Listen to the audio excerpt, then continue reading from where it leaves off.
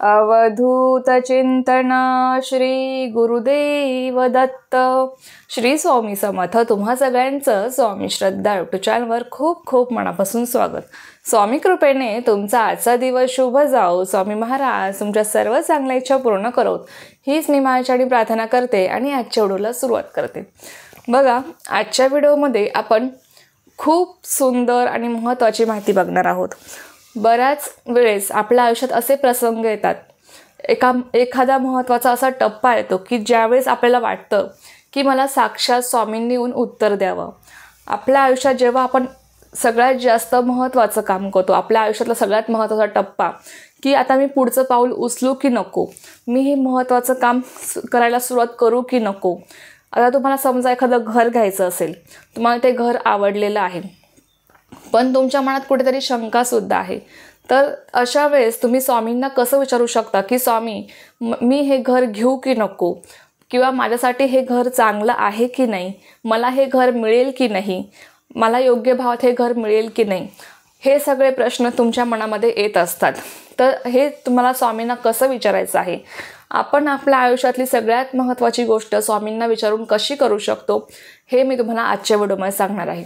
याआधीसुद्धा मी तुम्हाला हा video share केलेला होता की स्वामींना कौल कसा लावायचा, स्वामींना आपला प्रश्न कसा विचारावा. बऱ्याच जणांनी तो व्हिडिओ बघितला आहे, बऱ्याच जणांनी लावूनसुद्धा बघितलेला आहे तशा पद्धतीने कौल. आणि कमेंटमध्ये मला बरेच असे प्रश्नसुद्धा आले होते, ज्यांचे उत्तर मी तुम्हाला आजच्या व्हिडिओमध्ये देणार आहे. आणि त्याचबरोबर माझा स्वतःचा अनुभव मी तुम्हाला आजच्या व्हिडिओमध्ये सांगणार आहे. बघा, सगळ्यात आधी मला तुम्हाला हे सांगायचं आहे, जर तुमचा स्वामींवर पूर्ण विश्वास आहे, पूर्ण तुम्ही विश्वास ठेवता स्वामींवर की स्वामी जे म्हणतील ते, तरच तुम्ही स्वामींना कौल लावा किंवा स्वामींना तुमच्या मनातला प्रश्न विचारावा. कारण की जर तुमच्या मनात कुठेतरी शंका आहे, तुम्हाला जर असं वाटतं की स्वामींनी माझ्या मनासारखंच मला उत्तर द्यावं, आणि तुम्ही कौल लावता आणि तुमचा विश्वास कुठेतरी डगमगतो आहे, तर अशा वेळेस तुम्ही नका कौल लावू, हे मी तुम्हाला सांगते. कारण की बघा, तुमचा स्वामींवर विश्वास नाही तर मग तुम्ही स्वामींना कौल कसा लावणार, तुम्ही स्वामींना प्रश्न कसा विचारू शकता जर तुमचा विश्वासच नाही. तुम्ही तुमच्या मनात शंका ठेवून स्वामींना तुमचा प्रश्न विचारता. तुम्हाला जर असं वाटतं की स्वामी मला योग्य उत्तर देतील की नाही, किंवा माझ्या मनासारखंच उत्तर देतील की नाही. पण बघा, अशा वेळेस आहे ना, तुम्ही स्वतःला त्रास करून घेता आणि स्वामींना खरंच असं नाही आवडत. तुम्ही खरंच स्वामींवर तुमचा पूर्ण विश्वास असेल ना, तरच तुम्ही स्वामींना तुमच्या मनातला प्रश्न विचारा की स्वामी, तुम्ही जे काय उत्तर देणार ते मला मान्य आहे, मी ते स्वीकारणार आहे. पुढचं जे काही पाऊल आहे ते उचलावं की नाही हे मला कळणार, मला योग्य दिशा सापडणार तुमच्या उत्तरामुळे, म्हणून मी तुम्हाला कौल लावत आहे. आणि तुम्ही मला जे काही उत्तर द्याल ते मला मान्य आहे, ते हो असो किंवा नाही असो. असा तुमचा ठाम विश्वास असेल ना स्वामींवर, तरच तुम्ही स्वामींना कौल लावा, तरच स्वामींना तुम्ही तुमचा प्रश्न विचारा. लक्षात घ्या, सगळ्यात महत्त्वाची पहिली गोष्ट ही, स्वामींना तुम्हाला सर्वस्व मानावं लागतं. लक्षात घ्या, जेव्हा आपण स्वामींना सर्वस्व मानतो, स्वामींवर ठाम विश्वास ठेवतो ना, तेव्हा आपण निशंकपणे स्वामींवर सगळ्या गोष्टी सोडून देत असतो की स्वामी, तुम्ही जे काय कराल ते, तुम्ही मला हो जरी उत्तर दिलं तरी ठीक आहे, नाही जरी तुम्ही सांगितलं तरी माझ्यासाठी ते चांगलंच आहे, म्हणून तुम्ही मला नाही उत्तर दिलं. लक्षात घ्या, स्वामी आपलं कधीच वाईट करत नाही. स्वामींना आपल्या भक्तांची काळजी असते. आपण आत्ताचा विचार करतो वर्तमान काळातला की आपल्यासाठी ही गोष्ट चांगली आहे की नाही, पण आपण मनुष्य कधी भविष्यकाळ बघू शकतो का, की भविष्यकाळात मला ही गोष्ट चांगली ठरणार आहे की नाही, आत्ता मला जी गोष्ट चांगली वाटते ती मला भविष्यकाळात चांगली ठरेल की नाही, हा आपण कधीच विचार करू शकत नाही. हा विचार फक्त आपले स्वामी करतात की माझ्या भक्ताला भविष्यकाळात या गोष्टीचा कोणता त्रास होणार नाही ना, हे स्वामी बघत असतात आणि मगच ती गोष्ट आपल्याला देत असतात. लक्षात घ्या, शेवटी स्वामींना आपली काळजी असते, म्हणून तुम्हाला उत्तर जरी नाही आलं तरी तुम्हाला स्वामींवर विश्वास ठेवावा लागतो. आणि हो आलं तर लक्षात घ्या, तुमचा विश्वास डगमगू देऊ नका. हो आलं आणि ती गोष्ट नाही झाली, पण बघा, संयम ठेवा. त्या गोष्टीला कुठेतरी योग्य वेळ आली की स्वामी तुम्हाला ती गोष्ट बरोबर देतील. बघा, तुम्ही स्वामींना प्रश्न विचारला, तुम्हाला स्वामींनी हो उत्तर दिलं, तुम्हाला असं वाटतं की लगेच मला स्वामींनी ती गोष्ट द्यायला पाहिजे. बघा, संयम ठेवायला शिका. जेव्हा योग्य वेळ येते ना, तेव्हा स्वामी आपल्याला भरभरून देत असतात, काहीच मागायची गरज पडत नाही. प्रत्येक गोष्टीसाठी योग्य वेळ असते आणि योग्य वेळ आल्याशिवाय आजपर्यंत कोणालाही काही मिळालेलं नाही आहे. लक्षात घ्या, योग्य वेळ आली की आपल्याला बरोबर त्या गोष्टी मिळतात. फक्त आपला विश्वास पाहिजे, आपण तेवढा संयम ठेवला पाहिजे. लक्षात घ्या. आता बघूया की स्वामींना आपला प्रश्न कसा विचारावा. माझा अनुभव जो काय आहे तो तुम्हाला मी सगळ्यात शेवटी सांगेल. बघा, तुम्हाला कोणताही असा महत्त्वाचा टप्पा आहे तुमच्या आयुष्यामध्ये, तुम्हाला स्वामींना कोणताही प्रश्न विचारायचा आहे, लग्नासंदर्भात असो किंवा घर घेण्यासंदर्भात, कोणती प्रॉपर्टी तुम्हाला घ्यायची आहे किंवा कोणतेही तुम्हाला काम करायचं आहे. खूप महत्त्वाचं काम आपल्या आयुष्यामध्ये असतं की आता इथून पुढे आपलं आयुष्य बदलणार आहे. आता इथून पुढे आपण काहीतरी आपल्या आयुष्याला नवीन दिशा मिळणार आहे.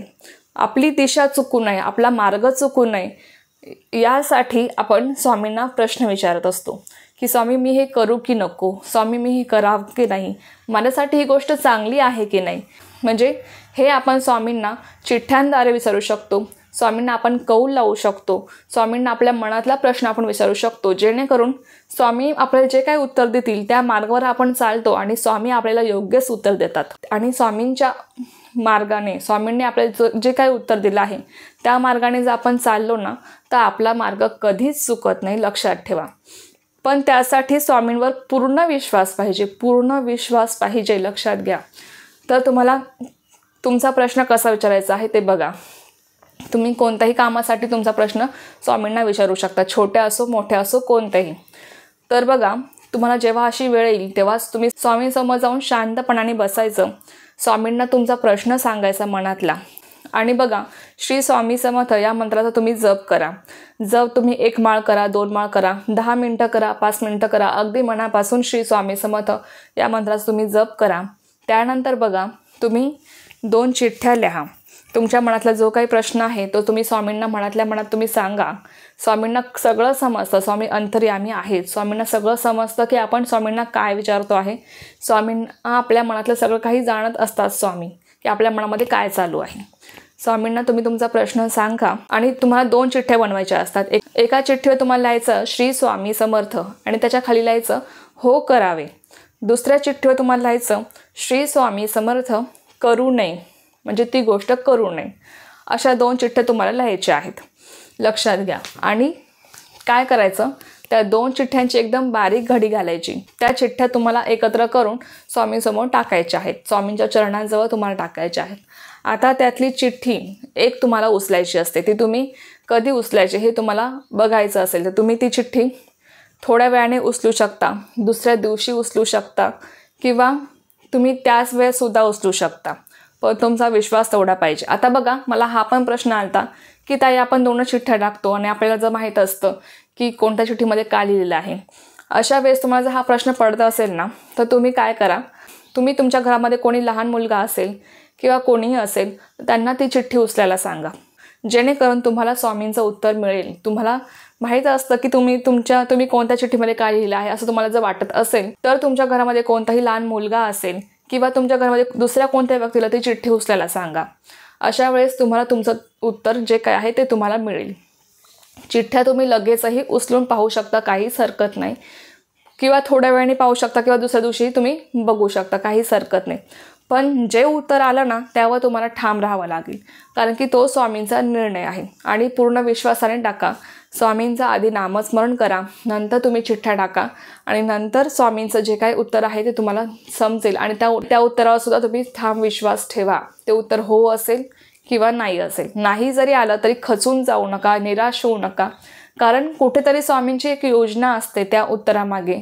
कुठेतरी स्वामींना त्याच्यापेक्षा तुम्हाला चांगली गोष्ट द्यायची असते, म्हणून तुमचं उत्तर नाही आलं असेल, किंवा ती गोष्ट तुमच्यासाठी चांगली नसेल म्हणून तुम्हाला स्वामींना द्यायची नसेल, म्हणून चिठ्ठी नाही आली असेल. हा त्यामागचा अर्थ होतो. नाही आलं म्हणजे लगेच निराश व्हायचं नाही, खचून जायचं नाही. आणि आता बघा, हा पण एक प्रश्न मला विचारला होता की ताई मी एकदा चिठ्ठी टाकली, एकदा उत्तर हो आलं, परत तोच प्रश्न मी विचारला तर एकदा उत्तर नाही आलं, परत तोच प्रश्न विचारला तर एकदा उत्तर हो आलं, तर असं का? तर बघा, तुम्ही स्वामींना प्रश्न विचारता, स्वामींवर तुम्ही पूर्ण विश्वास ठेवून तुम्ही स्वामींना प्रश्न विचारत असता. स्वामींनी तुम्हाला उत्तर दिलेलं आहे. जर तुमचा पूर्ण विश्वास आहे स्वामींवर तर तुम्ही तोच प्रश्न स्वामींना परत परत का विचारता? अशाने काय सिद्ध होतं? स्वामींना पण लक्षात येतं की याचा माझ्यावर विश्वास नाही आहे, याचा विश्वास कुठे डगमगतो आहे. मग तुम्हाला तुमचं उत्तर कसं मिळेल तुम्ही मला सांगा, आणि हे कितपत योग्य आहे? स्वामींना एकच प्रश्न कितीतरी वेळेस विचारणं हे कितपत योग्य आहे? स्वामींनी जर तुम्हाला एकदा उत्तर दिलेलं आहे ना तर त्यावर विश्वास ठेवा. परत तोच प्रश्न स्वामींना नका विचारू, कारण तुम्ही जर आणि पहिली गोष्ट म्हणजे स्वामींवर विश्वास असेल तरच स्वामींना प्रश्न विचारा, नाहीतर नका विचारू. खरंच सांगते, तुम्ही जर एकच प्रश्न स्वामींना परत तोच विचारता, याने काय सिद्ध होतं की तुमचा विश्वास कुठेतरी डगमगतो आहे, तुमचा विश्वास पूर्ण नाही आहे स्वामींच्या उत्तरावर. म्हणून तुम्ही 10 वेळेस तोच प्रश्न विचारत आहात स्वामींना, आणि मग तुम्हाला तुमचं उत्तर कधीच मिळणार नाही, लक्षात घ्या. तर अशापर्यंत तुम्हाला स्वामींना प्रश्न विचारायचा असतो, कौल लावायचा असतो. खूप सोपी पद्धत आहे.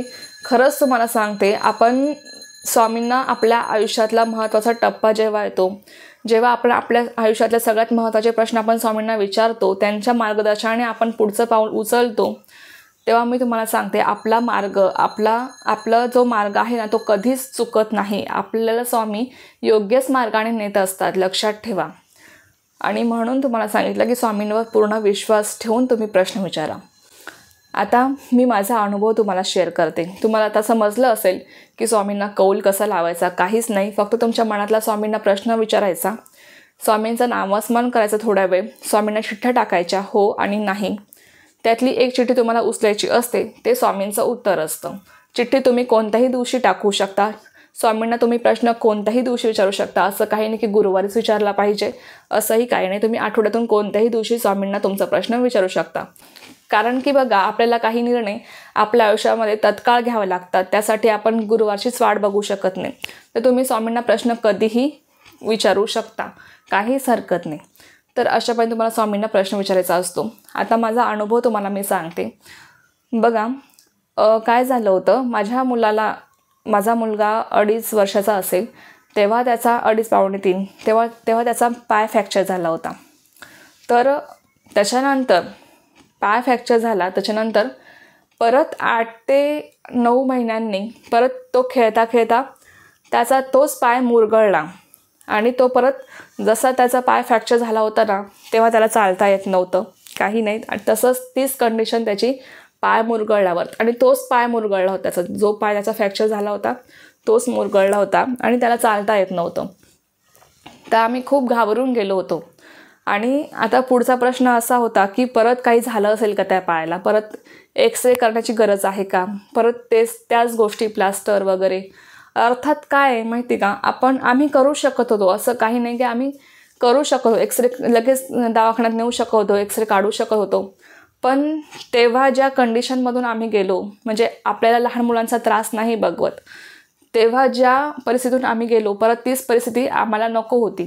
परत तोच त्रास, तोच त्याला होणारा त्रास, त्याच्याबरोबर आपल्याला होणारा त्रास, या सगळ्या गोष्टी नको होत्या. म्हणून काय केलं, आणि स्वामींसमोर चिठ्ठ्या टाकाव्या आणि चिठ्ठ्यांची वाट बघावी, एवढा वेळ पण आमच्याकडे नव्हता. तर आम्ही काय केलं, म्हणजे माझ्या मिस्टरांनी कॉईन घेतला आणि छापा काटा केला. बघा, स्वामींना त्यांनी मनातल्या मनाचाच प्रश्न त्यांचा विचारला असेल की स्वामी एक्सरे करावं का नाही, एक्सरे करायला जाऊ की नको मुलाच्या पायाचा. तर त्यांनी स्वामींना विचारलं असेल, छापा काटा त्यांनी त्यांच्या मनातच केला. त्यांनी काय विचारलं हे मला माहीत नाही, पण बघा, त्यांनी छापा काटा केल्यावर स्वामींनी त्यांना उत्तर नाही दिलं, म्हणजे एक्सरे करण्याची गरज नाही, स्वामींनी त्यांना उत्तर नाही दिलं.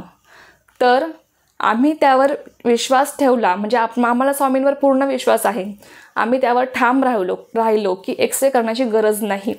आणि तुम्हाला मी सांगते, एवढी आश्चर्याची गोष्ट, अर्थात मी घरचे आपले जे काही इलाज आहे ते मी करत होते, त्यात काही शंका नाही.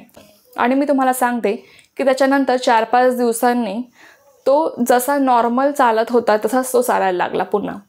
म्हणजे बघा, एवढा विश्वास आपण जेव्हा स्वामींवर ठेवतो की खरंच, आणि स्वामींना माहीत होतं की एक्सरे करण्याची गरज नाही, म्हणून स्वामींनी नाही उत्तर दिलं. जर गरज असती तर स्वामींनी होच उत्तर दिलं असतं. म्हणजे एवढा विश्वास आपल्याला स्वामींवर पाहिजे. आता तुम्ही मला सांगा की स्वामी आपल्याला चुकीचं उत्तर देतात का? नाही देत. एक्सरे केलं असतं तर काय झालं असतं, पैसे गेले असते, त्रास झाला असता आणि आपल्या मनाला जो त्रास होतो तो वेगळाच असतो, लक्षात घ्या. तर या सगळ्या गोष्टी असतात. म्हणून स्वामींना आम्ही विचारायचं ठरवलं आणि स्वामींनी उत्तर नाही दिलं. त्याप्रमाणे आम्ही ठाम राहिलो आणि आपोआप मुलाचा पाय तो म्हणजे सरळ चालायला लागला, नॉर्मल जसा चालतो तसा.